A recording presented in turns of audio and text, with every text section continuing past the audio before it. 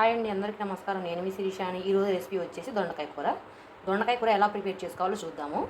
నేను ఆల్రెడీ దొండకాయలు, ఉల్లిపాయలు కట్ చేసి పెట్టేశాను. దొండకాయలు వచ్చేసి అలా గ్రీన్ కలర్లో ఉండేవి కొనుక్కుంటేనే కర్రీ వచ్చేసి టేస్ట్గా ఉంటుంది. మరియు కాయలు కూడా సన్నగా ఉండాలి. ప్యాన్ పెట్టేశాను ఆల్రెడీ. హీట్ అయిన తర్వాత ఆయిల్ వేద్దాము.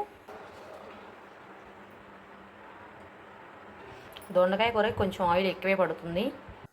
ఆయిల్ హీట్ అయింది. తాలింపు గింజలు వేసుకుందాము.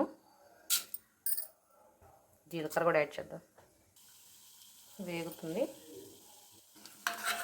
తాలింపు వేగిపోయింది. దీనిలో ఇప్పుడు ఉల్లిపాయలు వేద్దాము. పసుపు యాడ్ చేసేసాను. వేయించుకున్నాము. పెద్ద ఉల్లిపాయ వేగిపోయింది. నెక్స్ట్ దొండకాయ ముక్కలు వేద్దాము. ఇప్పుడు కలుపుకుందాము. ఇప్పుడు కరివేపాకు యాడ్ చేద్దాం. ఇట్లా వేసుకుంటే ఫ్లేవర్ బాగుంటుంది కర్రీకి. కరివేపాకు కూడా తిప్పేసేసి ప్లేట్ పెట్టేద్దాము. ఒక్కసారి ప్లేట్ తీసి చూద్దాము.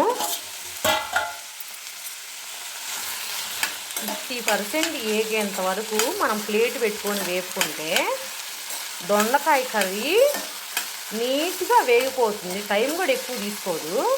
కర్రీ వండడానికి ఇది పెద్ద పనిలాగా ఉంటుంది దొండకాయ కూర. నేను చెప్పినట్టు ట్రై చేయండి, త్వరగా వేగిపోతుంది. ప్లేట్ పెట్టేద్దాము. కర్రీని మధ్య మధ్యలో తిప్పుకోవాలి. ఫ్లేమ్ వచ్చేది హైలో పెట్టకూడదు, మరీ లోలో పెట్టకూడదు. లో టు మీడియంలో పెట్టుకొని కర్రీని వేయించుకోవాలి.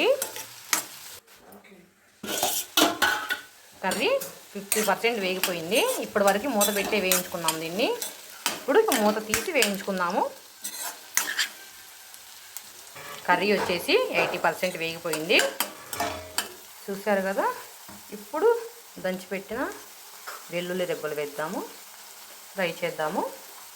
కర్రీ 90% వేగిపోయింది.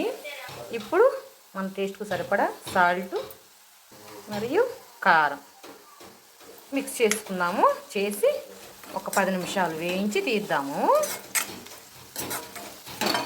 కర్రీ వేగిపోయింది. ఇప్పుడు కొంచెం కొత్తిమీర వేసుకుందాము.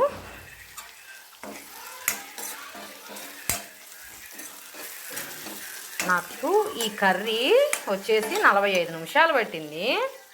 సింపుల్ మెథడ్లో చూడండి. నేను చెప్పినట్టు చేయండి, త్వరగా వేగిపోయిద్ది. అంత కష్టం ఏమనిపించదు. ఇట్లా మెత్తగా ఉన్నప్పుడు తీసుకుంటేనే కర్రీ టేస్ట్ బాగుంటుంది. ఎక్కువ వేపినా కూడా అంత టేస్ట్ ఏమి ఉండదు. నచ్చితే లైక్ చేయండి, షేర్ చేయండి, సబ్స్క్రైబ్ చేయండి. Thank you.